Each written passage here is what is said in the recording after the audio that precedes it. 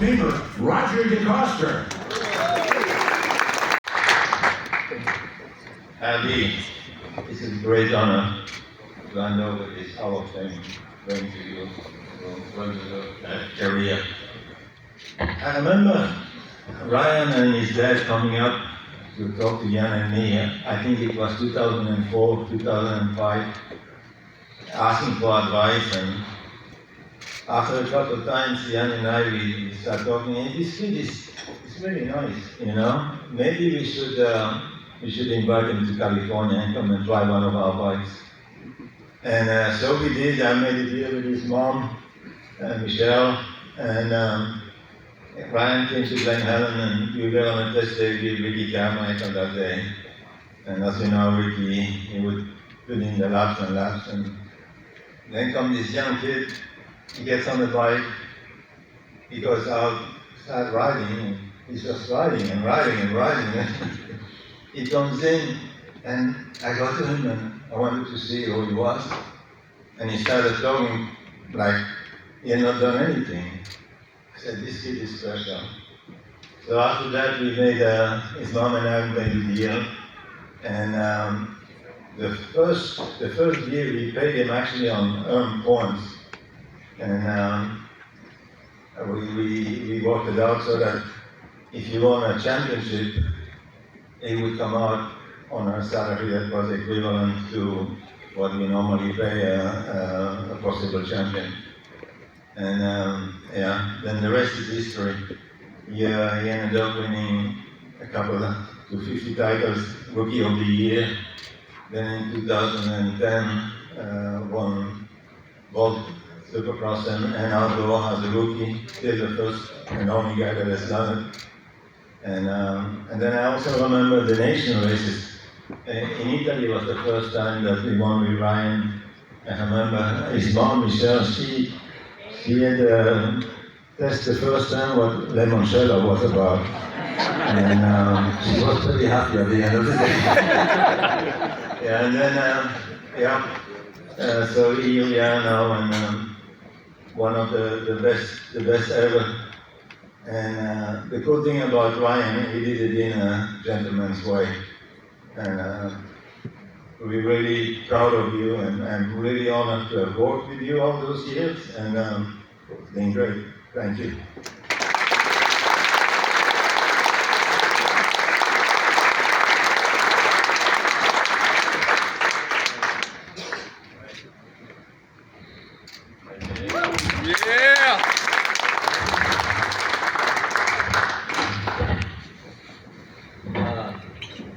First and foremost, congratulations to Grant, Barry, Rita, and Travis. It's an honor to be up here with you guys being inducted to the Hall of Fame.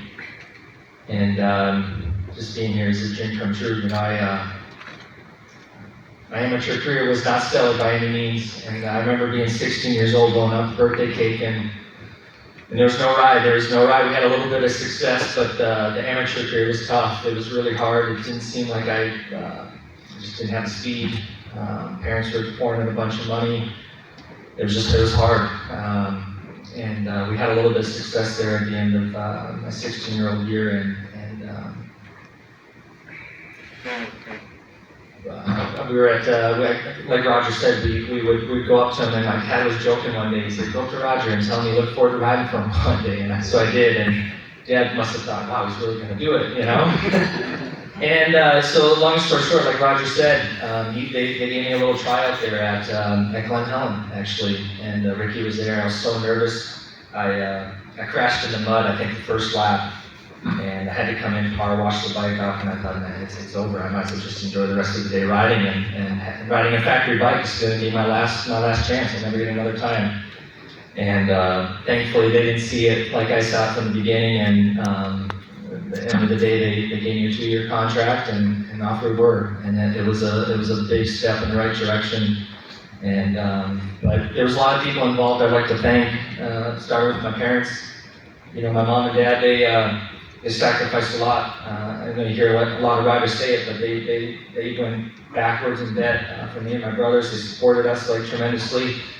They were always there for us. And you know, I remember sitting on the couch with my dad I must have been 8. I knew I wanted to be a professional rider as a dream. I watched on TV, I saw it. We just got done watching the race, and my dad said, just think, Ryan, one day me and you could fly to the races together. And I thought that was so cool. And from that day forward, that's all I wanted to be. So Mom and Dad, thank you. Thank you for everything, for sacrificing so much. You know, I appreciate every bit of it. I'll never be able to repay you back at any. Thank you. Thank you very much. My brothers, Jade and Blake, you know, we were competitive as all hell, and I loved every minute growing up with them and the time we could spend together. You know, all the fist fights, the tough brotherly love made us tough, and I love you guys. Thank you. I've got to thank my grandparents too. They were there for morally and financially too, and couldn't have done it without them. And my wife Lindsay, you know, I met her in 2007. I was hurt. I came back, and I think about life, what it was like before her, and afterwards. She made me a better man, and life just was so much better afterwards. And I appreciate everything she's done. And you know, we have 2 kids now, and she gave up so much to be there with me and through my career. We traveled together. My coffee buddy, we'd go to all kinds of different places, and it made the journey way more fun. So thank you. I love you. I got to thank my best bud Spencer Daly. He's there for me for my whole career, and he's always been there. So he's an honest, good man, good person, and I appreciate every bit of it. Roger, thank you for that opportunity at Glen Helen. I know I talked about it a little bit, but that I probably wouldn't be standing here had it not been for that. And it would have been a lot different. And you gave me that chance, and you took me under your wing. The fact that I was able to come in to Suzuki with you, not just on any bike, but a factory bike, with the best, the best to do it in the sport, with the knowledge, the wisdom. You took me under your wing, taught me how to be a winner, have that championship mentality, and I appreciate every bit of knowledge you've ever shared with me, and I value our relationship tremendously. And Ian, you were there at Glen Helen too, and I think you were like, who's this guy? But, you were supportive, you were there, and, those first 2 years in 2007, 2008, it's to be up here in the Hall of Fame, but where it started, it was, I was caving under the pressure, caving under the championship pressure, having a hard time figuring out. And Ian enjoyed our talks, and by 2009, he was supportive. He was like, you got to do it, you can do it, believe in yourself. And, I valued every bit of it. The bikes were fast, and there was never a doubt. You were providing the best of everything. And I value our friendship very much, and our talks on our life's perspective and racing, and now kids, and I appreciate every bit of it. But too, I gotta say, Ian and Roger, when you guys, end of 2010, when you went to KTM, I was heartbroken, that time we had, but looking back, it was the best thing. You guys were setting something up, and much credit to you guys for where KTM is today. Even had you not guys gone there, KTM probably wouldn't be where they are today by any means. And you guys built a race team from nothing, and turned it into something great. It brought me on in 2012. Those first 3 years were tough. We had a little bit of success in the beginning with the outdoor championship, but I think we all knew we wanted the Supercross championship. That was the goal, and we were at each other relentlessly those first 3 years, but by 2015 we got it right, and the next 3 years were quite amazing. And it's one thing to win the races and the championships that we did at Suzuki, but then to do it at KTM, and a brand that was trying to prove themselves, that was really not really people thought much of in America. They were very dominant in Europe, but in America, it wasn't a brand that a lot of riders would choose to ride for. And to be able to be a part of that journey, and your crew and the team of people, and going, taking KTM to that next level, it was unbelievable. The memories and the moments and the relationships and the things we were able to accomplish, and it's going to be hard to top that in life. It was really enjoyable. Got to thank Pit Buyer and Mr. Stefan Pierre as well, and as well as everybody at Austria, KTM, and everybody over here in America, North America. Heinz, thank you for everything. You're an awesome leader, man, and very supportive in the whole racing program, but also with the foundation. Thank you. Another guy I don't want to leave out on the table is Eldon Baker. I got to start working with him in 2014, and that guy was rock solid. From just a good, solid human being, a good, godly man. I valued our friendship tremendously. The training was one thing, the program, but the good times it brought. Me and Lindsay, we moved down to Claremont in 2015, and him and Eldon and his wife Liz took us in for a whole month, and the hospitality they showed us until we could find a house. But I think that this success from 2015 to 17, I got to thank him. It was a lot to do with him as well, along with KTM. So thank you. Couple, throughout my career, the two people I wanted to ride for, the two companies were Fox and Oakley. And I was able to get to be a part of the Fox team in 2009. It was a dream come true. So Pete Fox, who I didn't expect to be here, but he is here, so thank you for bringing me on board. It was always a dream of mine as a little kid to be a Fox athlete, and still be one to this day. And Oakley as well. Anthony Padgett took a chance on me and as a rookie, so thank you. And I want to thank MX Sports as well as Feld Motorsports and AMA. You guys provided a platform for us to race and to make a living, and it's hard to believe that you can race two wheels, and I never really viewed it as a job by any means. It was fun, it was enjoyable, and I just don't want to take it for granted and for it to be taken away. I just wanted to make the most of it and to be able to make a living at it and to make a good living. Thank you guys for providing that platform for us, and I think you guys get a lot of flack of, like Reed was saying, you guys can always do better and this and that, but you guys do an incredible job, and now you guys, MX Sports and Feld working together, I'm really excited to see where the future of the sport's going to go. I believe in it. I think you guys are doing the right thing, and I'm excited for the future. I guess what's for next for me, I'm still involved with the industry, still enjoy working with KTM. I got the Ryan Dungey Foundation, we spend a lot of time on that. Our mission is to create opportunities for kids and help them live healthy and active lifestyles. And we got a lot of great partners and a lot of great support from the community. Our beneficiaries are St. Jude, as well as All Kids Bike. All Kids Bike is a two-wheel program that introduces two wheels to kids who probably are not going to get introduced to that at all throughout their lifetime.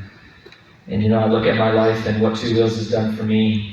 And it's just by my parents getting me a bike, and whether it was a bicycle or a motorcycle, whatever it is, the freedom and the excitement that it felt and the journey it took me on, and I want others to experience that as well and invest in those kids. So thank you for everybody who's supported and been a part of that.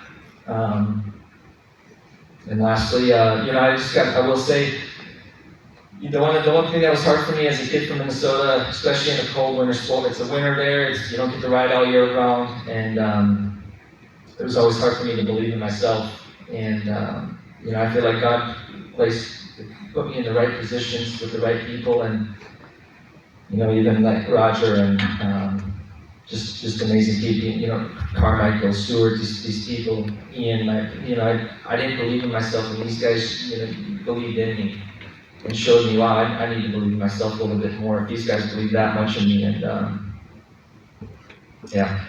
and it just encouraged.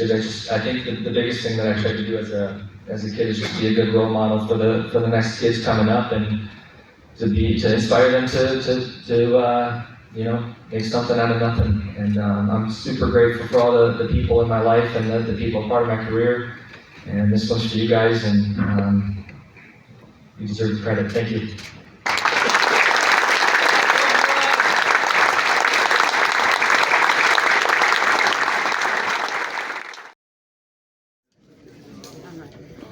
Congratulations, Ryan. Thank you. So if you could tell us about this bike, and I'll unveil it while you talk. Sure. This is my 2015 championship bike. From 2012 to 2014, we had a different model, and obviously going to KTM, they had to rush to get to the 450 to production. They created a whole new 450 going into 2012.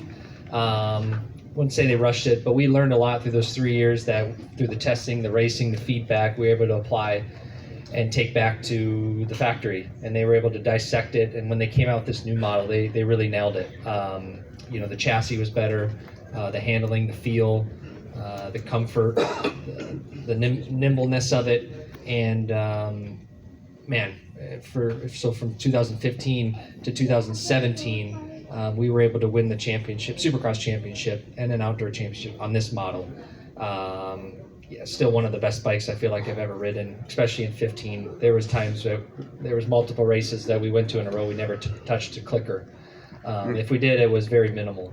It was an awesome bike, fun to be a part of. Obviously, factory bikes, you can, to the millimeter, to the T. So, not much to say. Plenty of horsepower, obviously factory settings and whatnot. But the cool thing about KTM as well too, I should say, everything that we do on the racing, the factory program, makes its way into the development of the R&D on the new production bikes, which is pretty cool. So anybody who picks up a KTM 450 off the production line, it's based off of all the feedback and the testing that we did as a racer, which I think is pretty cool. And just goes to show when you're riding the bike, you're getting the best from based off of everything they've learned and put in the process. So yeah, hope you guys enjoying riding the KTMs. Yeah.